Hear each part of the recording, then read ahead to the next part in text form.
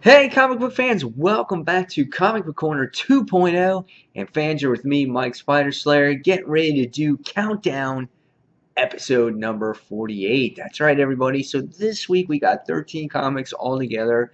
No digital this week, a couple independents here and there thrown into the mix. So with that being said, let's get started. And we're going to start with number 13. And number 13 is Marvel, all new Marvel Now's X-Force issue number 1.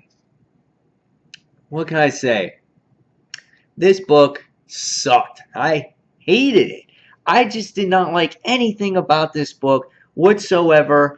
It's like it looks like Cable's got like the metal cylinder, pasta strainers on his head, and it's just like if you flip through the actual book and you see on here, it's like he's got these spikes on his knuckles or whatever it is, and it looks like he's some Lego guy. Like the artwork in here is just, I don't know. I didn't like it. I thought it was just rough.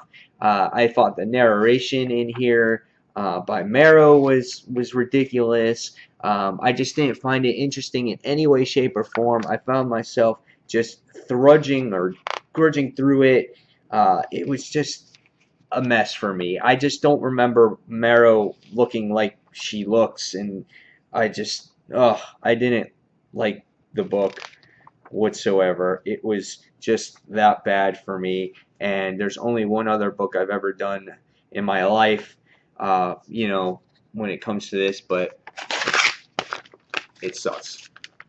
And I am not reading X-Force anymore because the last book sucked too, and I spent $3.99 on it, and I'll get better satisfaction ripping this monstrosity up. Goodbye, X-Force. This will just prove that I will never buy an X-Force book again. Period. They all stink. Okay, so with that being said, number 12. And number 12 was Justice League 3000, issue number 3.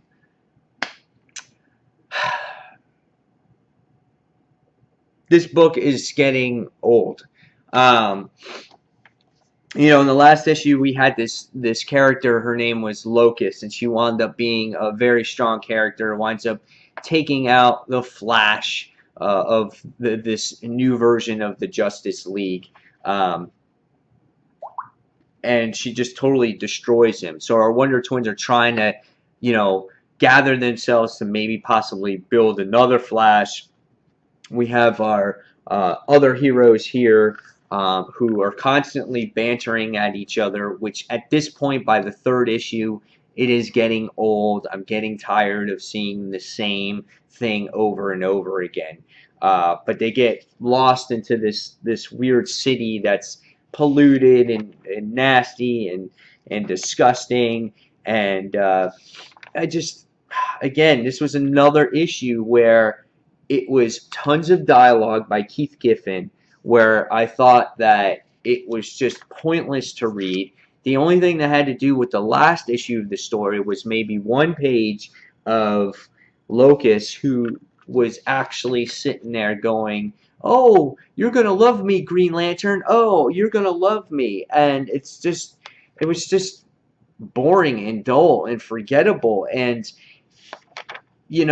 they come across this world that they're on, that their Wonder Twins have to try to get them from, and it winds up being like old Earth, which was kind of weird in itself too.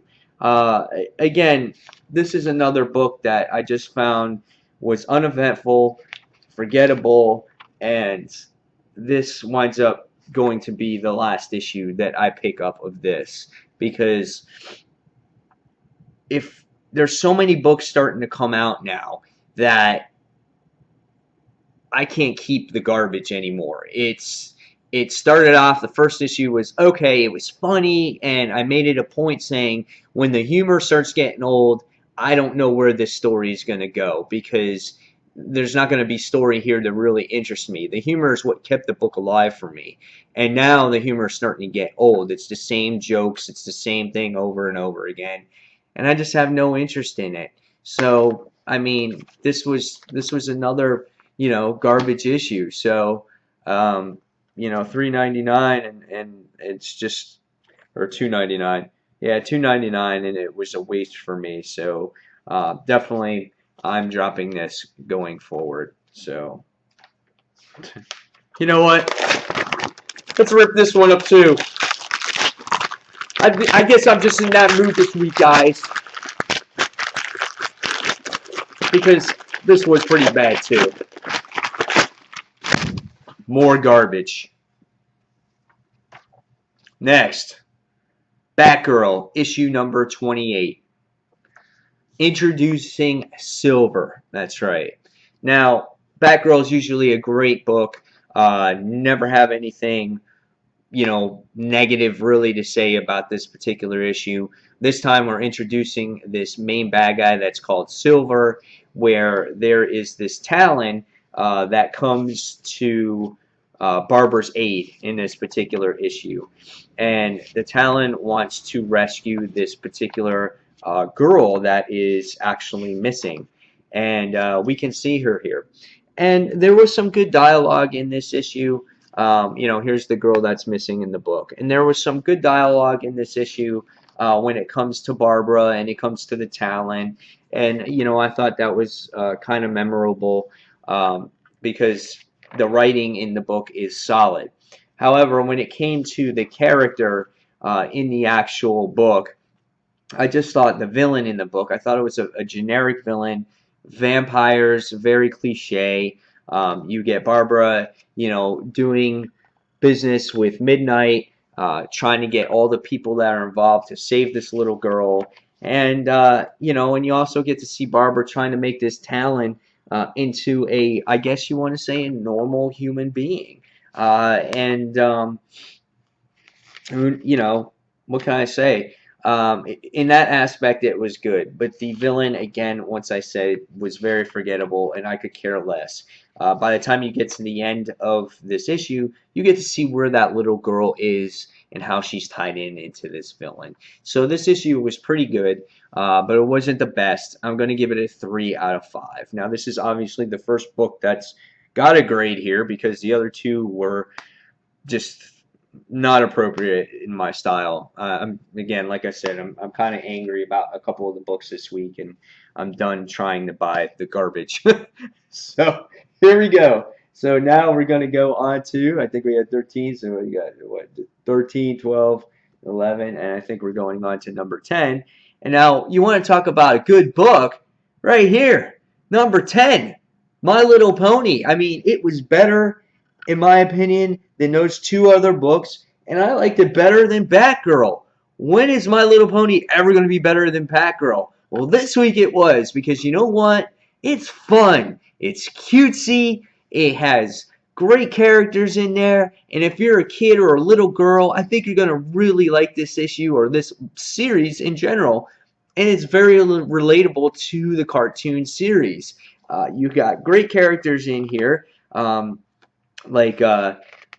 it Twilight Sprinkle or whatever it is. And then there was Pinkie Pie, which is this little cute little pink pony, and then there's Applejack that's on here, the one that's like a little farmer pony, and then there's quite a few of them in here. Rainbow Dash is another one. But the artwork in here is done very well, and it's appealing to children's eyes. And they always reference back to some things that adult can relate to.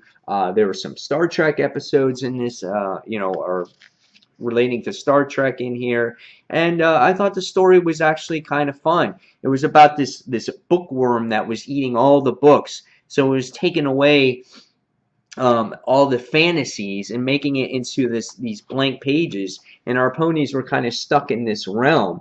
So in order to get out of this realm and to get into Ponyville, they had to actually imagine and create this book on their own to get back to Ponyville. Very, very interesting book. I did like it. It was cute. My daughter likes all the colorful pictures involved in it, and it was fun. And when you get to the end of the issue, this is basically what you get right here. Next month, issue number 17. And who's getting it?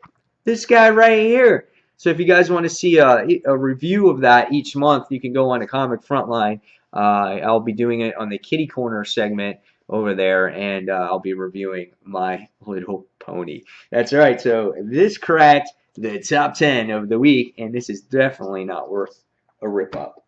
So moving on, we're going to go on to All New X-Men issue 23, The Trials of Green Gay, or the Jean, did I say Jean Gay? The Trial of Jean Grey. This is part 3 of 5, so we're over halfway through the actual story. And my issue with this is that it's not a bad story, but we're 3 issues in, and I don't know anything that's really going on with this whole trial. We got 2 issues left. What's going to be resolved? The first issue, we got how the Shire wind up taking Jean Grey. Second issue, you got the Guardians of the Galaxy seeing their point of view, how she was taken. In this episode, or in this issue, you get to see how they were in space and they were traveling in space, and the dialogue between all the characters were going through. But nothing much really progressed, I thought, in story-wise. Character-wise, it was cool to see our characters interact with each other, which I thought was interesting because these characters, you know, have never really met. You got Iceman saying that this is a talking tree, and things of that nature. They're, you know, Rocket Raccoon saying that, you know, they keep calling him a raccoon. But I didn't find that when it comes to the actual bulk of the story, I didn't find that there was any major progression here. Uh, but nevertheless, it was great dialogue. There's great humor. And there's a decent amount of, you know, there's a little bit of action. And it will be interesting to see where these next 2 issues go. But I'm hoping that they don't rush these next 2 issues because, you know, I want to see a really solid conclusion to this. And we spent 3 issues introducing the characters. Now, the end of this book, and I'm not going to spoil it, we get a surprise ending, but it was pretty cool. But I'm going to give this one a 3.5 out of 5 stars. Wasn't horrible in any stretch of the means. I just found other books I thought that were a little bit better than this week. So this is All New X-Men, issue number 23. So now we're moving on. We go on to number 8. And number 8, you might be surprised at this, was The Walking Dead, issue number 121. Now this issue was very lackluster for The Walking Dead. Even the cliffhanger was kind of like, okay. You know, there was some funny moments in here between Negan talking about his crystal balls, which is obviously his genitalia, predicting the future across Eugene. Now, if you guys are familiar with me reading this book or you're familiar with the series, you'll know what I'm talking about. But in this issue, you don't see very much that's happened. You see Eugene gets captured by Negan and his little cronies. You get to see that in the issue. And we get to see you know, Rick wake up from him passing out. He had a slight concussion, so he wakes up from that. You get to see Denise, who's the doctor. She winds up passing away, which that was very predictable in this particular issue because she did get bit by Holly, which was a zombie in the last issue. And we find out in this issue that our group is faced to leave Alexandria, the community, for the first time, and saying goodbye to it permanently because it's been too heavily damaged.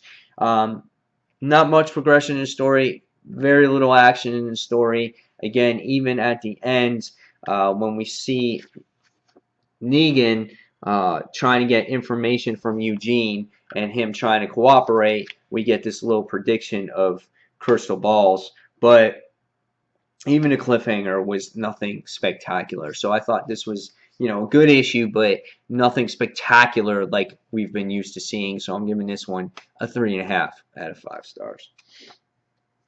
So now we get 13, 12, 11, 10, 9. I think we're on 8. Let me just check real quick. 1, 2, 3, 4, 5, 6, 7. 7. Number 7, we have Forever Evil, Justice League of America, issue number 12. This issue was pretty cool. Artwork is solid in this book. Stargirl and Martian Manhunter seems to be the real focus on this. We started off with, you know, all our Justice League heroes being caught in this firestorm prison, and we got to see Martian Manhunter and Stargirl actually trying to get out of this prison and trying to save our heroes. But ever since then, it's been a series about these two and about these two's connection with each other, and that's what this whole issue is about. Again, we can see Stargirl and Despero and Martian Manhunter going against him. They're battling against each other. Stargirl winds up surviving, comes out on top when she comes to getting out of this lake that she was buried deep beneath. She winds up surviving. Strong-willed character. And let's just say that Martian Manhunter in this battle doesn't favor so much because he was weakened between the separation of Stargirl and himself when they were actually connected together. You get to see little flashbacks in the history of Martian Manhunter's race, which I thought was interesting. And, and then you get to see the end of possibly Martian Manhunter for now. And it was a very touching moment, and we get to see that here. And I thought this was very well done issue. I didn't expect Despero to be such a formidable foe against our heroes here. But by the time we get to the end of this issue, this is what we see. And it says to be concluded. So we're coming to the end of all these Forever Evil tie-ins and things like that. So how everything wraps up, it will be interesting. So I like this book. I'll give it a 3.5 out of 5 stars. It wasn't like phenomenal for me because I do like Stargirl, but I'm not a huge Martian Manhunter fan. So I'm not like super moved by his supposed death. If that makes any sense to you. So that's why I'm giving this one a 3.5 out of 5 stars. Great artwork, though. All right, so with that being said, we're going to go on to number 6. And number 6 is She-Hulk issue number 1. Yeah, all new Marvel Now title. This series, I want to like She-Hulk. I really, really, really want to like it. And I've read the past issues. And in the past series, they make She-Hulk and the way she's drawn, they make her very sexy, masculine looking, but sexy type of character with a great personality. We all know she's a lawyer. I do like the explanation that they give on her brief origin here on the front page in case you haven't read that original number 1 issue from I think 1970 something, which I do have that issue by the way. But when I opened up this book, there was something here that really attracted it to me. I never really looked at the artwork before until when I first opened it and started reading it. And I could see just in the, this may not be a lot of people's taste of art, but I could see right here the expression on her face on how much of a positive person that Jennifer Walters is. And that's how she is, her character is. And based off of that expression alone, I felt, okay, they have her sitting here on the chair with her legs up. She's got this big smile on her face. Very positive person. And I thought they nailed the character on this particular issue. And in the issue, you get to see she works for this big law firm, and she's going for this yearly review because she's been there for 1 year. And it winds up not going out the way that she wants it to be. And she winds up quitting this law firm. So she winds up taking this case. But the cool thing is that these lawyers they underestimate how strong she is. And when she quits, she comes back and she winds up cracking their table in half with a finger. Thought that scene was awesome. But anyway, she winds up taking this case for this particular person, and Stark Enterprises is behind it, and she handles the case quite nicely. She gets a large sum of money for doing this case. She never asked for money, but she gets a large sum of money, and everything works out in her favor. And by the time we get to the end of the issue, you see what she actually does with this money, and she winds up opening up her own law firm, which I thought was really nice. Now, again, the artwork might not be uh, some people's choice, and it's not quite mine either.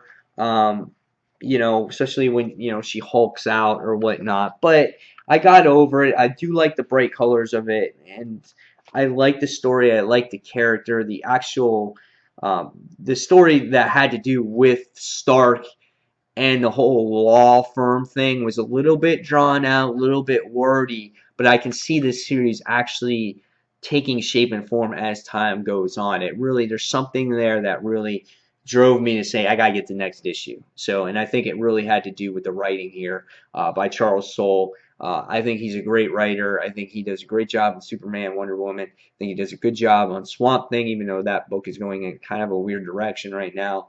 But I do like his writing, and I think he's going to do an excellent job on this particular series. So I'm going to give this one a 4 out of 5. I enjoyed it. I enjoyed the story. So moving on, we're going to go on to our top 5, and our number 5 is Superman Wonder Woman, issue number 5. Flora. I don't know if I can ever say her name right. Here, her name means death. This book has been, again, I say this each and every time this book comes out, this has been my Superman book. This is the one Superman book I read, and it just has Wonder Woman inside of it. And but I do like Wonder Woman's personality and the way she acts in here too. Just like last issue where I showed you, Charles Soule writes this, and Charles Soule writes this book. So they're right within each other's area. In this issue, we get to see Wonder Woman. She's off trying to, reflect back at her own times, going back to her mother or her sisters or whatnot. And she's trying to, clear her thoughts about Superman, how he tries to hide himself or whatnot. And in the meantime, you got Superman, who's dealing with General Zod and Flora, and she just got through the Phantom Zone, so she's not quite there yet. She's real out there. She doesn't have her powers. She hasn't absorbed the sunlight from the Earth's sun, and and and you get to see a little bit of dialogue between Batman and Superman in here because Superman's trying to get a hold of him, and they're trying to find Wonder Woman to help out while she's battling these demons. Really cool. I mean, this issue, there wasn't much in here. There was just lots of action, lots of fighting, not much in-depth story. But take the issue for what it's worth. This is always a visual masterpiece. I love Tony S. Daniels' artwork in the series because by the time you get to the end of this issue, you see Flora coming to, and they wind up doing this battle against Superman, and Wonder Woman finally comes to his aid, and they team up with each other, but in the end, it was a retreat, so nobody dies. But god dang, this is great artwork. I love this series for its art in itself. Fantastic. So, like I said, next issue, final fight. So, where this story goes, I don't know. I don't know where the series actually ends up after, the two fight each other, where we take the series next from here. Because right away, you got some heavy hitters going on in this series, and it's only on issue 5. Excuse me. So, really liked it. I'm going to give it a 4 out of 5. Maybe not, like I said, in-depth story, not much plot building here, but lots of action and enjoyable for the fight scenes and for the artwork in itself. So, moving on, we're going to go on to number 4. And number 4 is the Superior Spider-Man issue 27 or 27.1, whatever you want to call it, because technically it is issue 27, but there's a point next to it, and then it says number 1 because it's part 1, God, whatever. Anyway, cool cover here. We have Superior Spider-Man on there, Goblin in the background. I think it's really cool. Takes place 31 days later. Um, we get to see the Goblin Bridge here, with the insignia of the Goblin. And the book opens up right away going into the mindscape of Peter Parker, and he only has so many memories that he bases off of, and all he knows is that really he's Spider-Man, and he has to hide from Dr. Octopus because Peter Parker's mind is pretty much a blank slate at this point, and he has to hide. So he takes it upon himself to hide within a memory, and he hides within Doc's Ox memory, which I thought was pretty inventive. What's he going to do with it? I don't know. But when he's inside of there, it's all messed up. So somehow you start seeing him becoming like Dr. Octopus in a way. I don't know. So that was pretty weird. But in the issue, you get to see a mass amount of characters. You get to see Anna Maria, maybe possibly being a partner with Parker Industries. You get to see J. Jonah Jameson coming up with the new Spider Slayer to try to stop the Green Goblin and Superior Spider-Man. We get to see, a couple other things in here too. We get to see Green Goblin, obviously, meet up with Superior Spider-Man for the first time in the issue. And the best part of this issue was this page right here.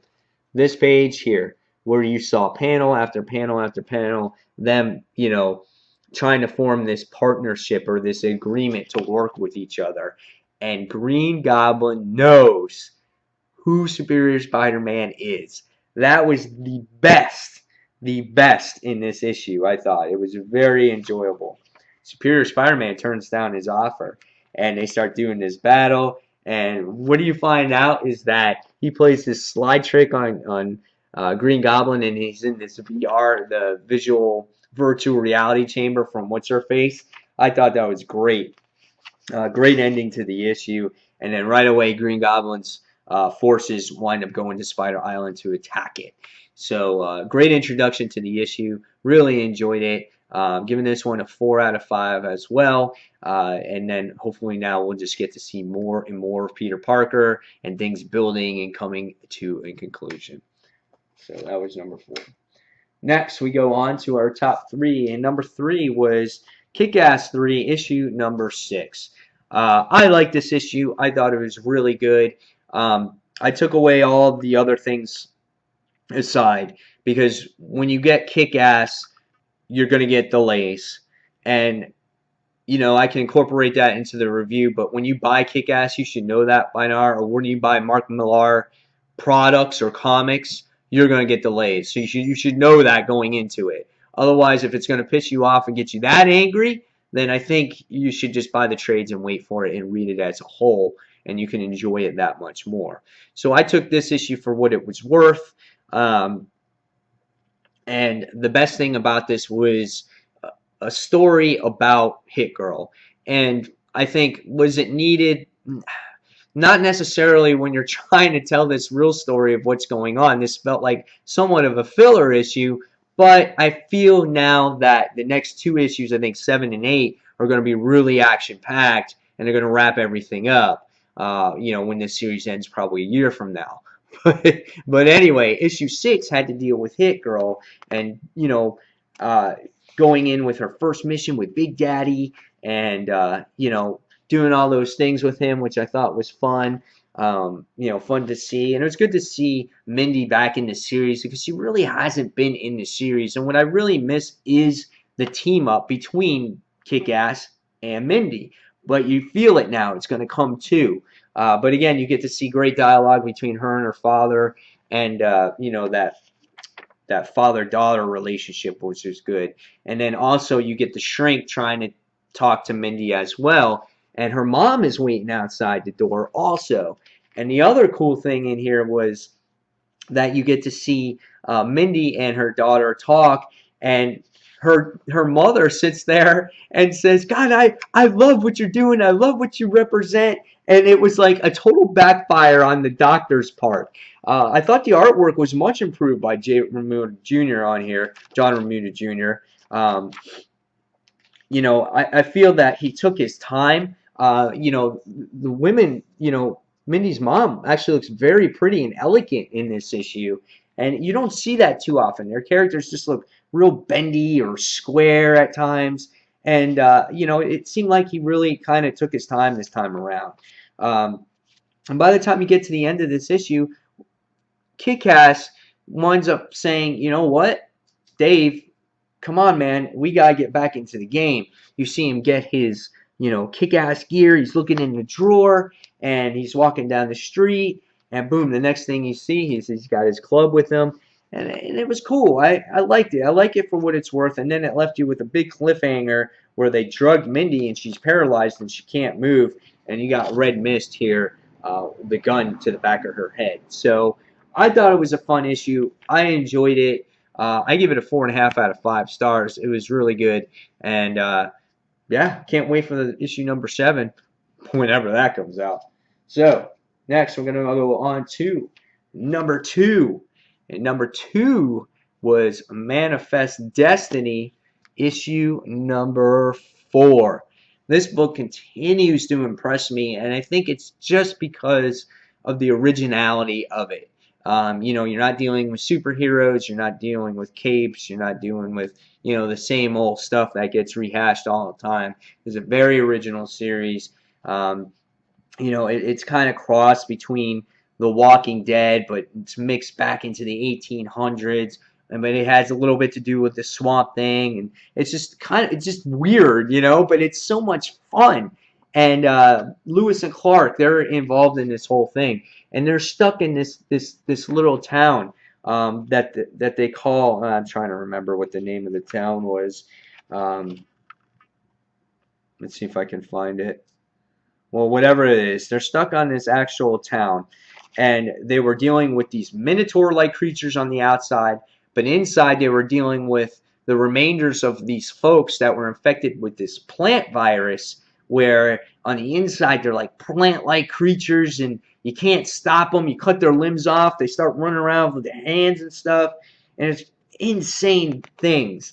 And the cool thing is it looks like they burned what was ever left inside, and they're hard at burning because they burn like wood, so they're hard to burn.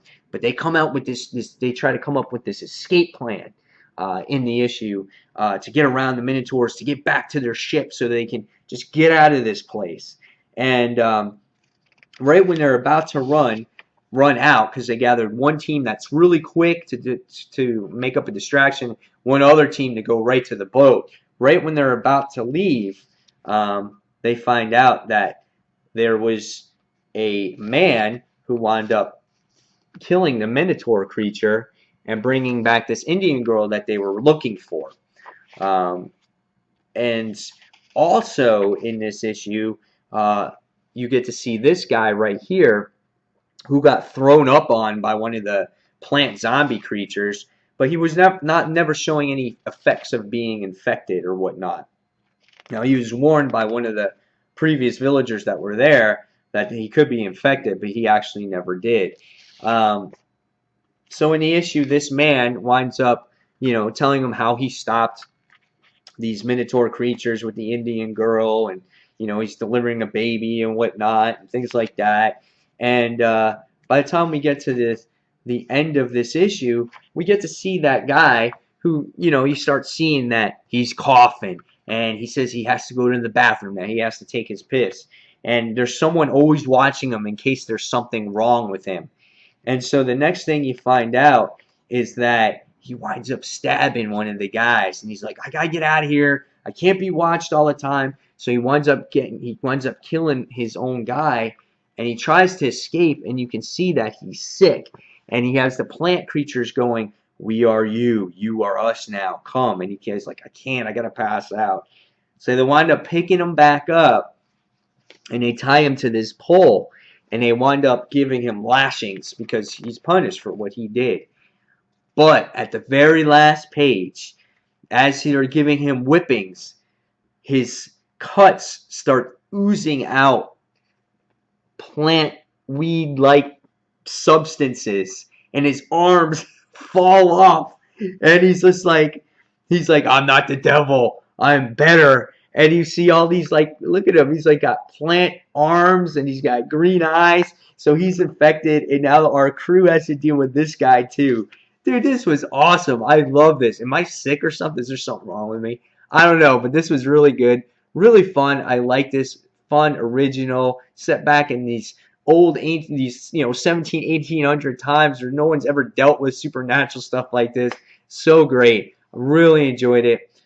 Giving it a 4.5 out of 5 stars. I wish I know more about this particular character and the other guy that supposedly, made her pregnant to bring a kid into the world. I kind of lost on that part.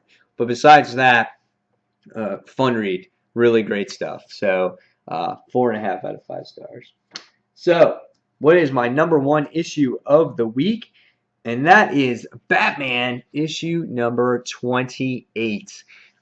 This was great. I really enjoyed this particular issue. Um, I don't know what I was thinking before I bought it. I just see Batman 28, and obviously I thought, oh, okay, 0 year. I'm just so used to it's embedded into my brain that there's a Batman issue and it has to do with 28. And then it says a secret glimpse into Batman Internal. So I was like, okay, cool. That's going to be neat. I thought it would be like a backstory or like a mini 4-page issue, type of thing that had to do with Batman Internal. No, that was not the case at all. This had to do with the whole Batman Internal. This was like a 0 issue, and you didn't have to spend the extra money. I mean, it delays Batman 0 year for another issue, and it interrupts the story. But I wasn't disappointed. I was like, dude, I'm excited for this. I'm like, this is more exciting than Batman 0 year right now. And this book was really neat because, it opens up and it says Gotham soon. So it takes place months ahead, I guess, or whatnot, because it's got Harper Row on there, and she was involved in the story very heavily. Now, Greg Capullo didn't do the art on this particular issue. It was another artist, and by the time I get to the end of the book, I'm sure I'll come across it. But his name, James Tynion the Fourth. But it had to do with Harper in here, and Gotham is in some kind of danger. They're in this 8 o'clock curfew zone. There's people getting infected. Harper's brother's infected, but we don't know the real situation of what's going on in Gotham. It's not explained in this issue.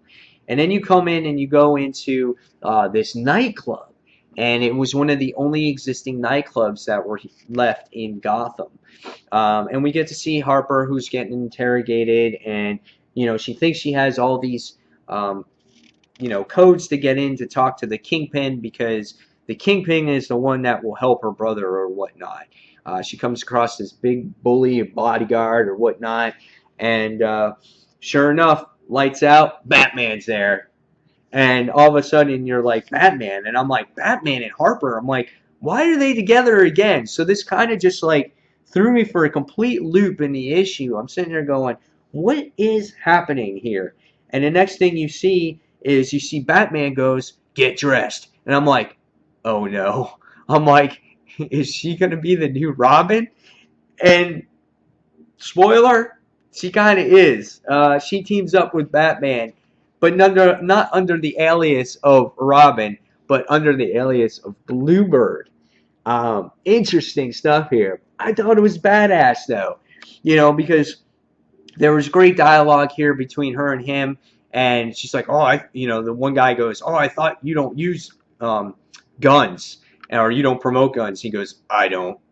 She does. And, she's got these shotguns and these shot pellets, and she's got this cool armor on, and I like the design that they're using for her. Even the boots has special things on there, too. So obviously she's got lots of training from current Gotham to this time. And we find out also that the Kingpin is Selina, which is Catwoman, which I thought was really excellent, too. And, there was an over amount of dialogue. It said what it had to say. It was great action. It was great to see all the interactions between Bluebird, Batman, Selina, or Catwoman, whatever it is. And we find out at the end of this issue that we all know that this particular person was coming back. But we thought maybe she would be the Robin. And we find out that she has the answers, or we think she has the answers. Selena's been questioning her for hours at this point, and we found out that it's Stephanie Brown, but not as Robin or whatnot, but she is as a spoiler. So really great stuff. I love this issue. I thought by far this was the best issue of the week for me. The best Batman issue that I've read in a very long time. This got me excited for Batman Eternal. And I can't wait for that series to come out. And based off of that, what I read right here might be a little bit better than this, in my opinion. So we'll see where that goes. That's why this got #1 this week, because comics like this get me excited. Comics like Manifest Destiny get me excited. Kick-Ass, Superior Spider-Man. And I don't mean to rip up comics because of, to get attention or whatever it is. I truly hated the comic book. And comics have to be really bad for me to rip them up, because that's just garbage. It just feels like they're stealing your money, and readers, I think, don't deserve that. Now, if you like those issues, that's great. You're entitled to your opinion. That's why we have so many reviewers and so many opinions out there. That's what makes this hobby so great. But for me, X-Force, just another redone type of team that seems to fail every single series. Justice League 3000, we've seen it. We've seen DNA get re-emerged to different characters. We've seen the humor over and over and over again. What is this book looking to accomplish? What is X-Force looking to accomplish? So that's why those books got so low on my list this week. So guys, there you have it. You've seen the worst. You've seen the best. And as always, guys, this is Mike Spider Slayer saying thank you for watching Comic Book Corner 2.0. And until the next comic book review, I'll see you guys real soon.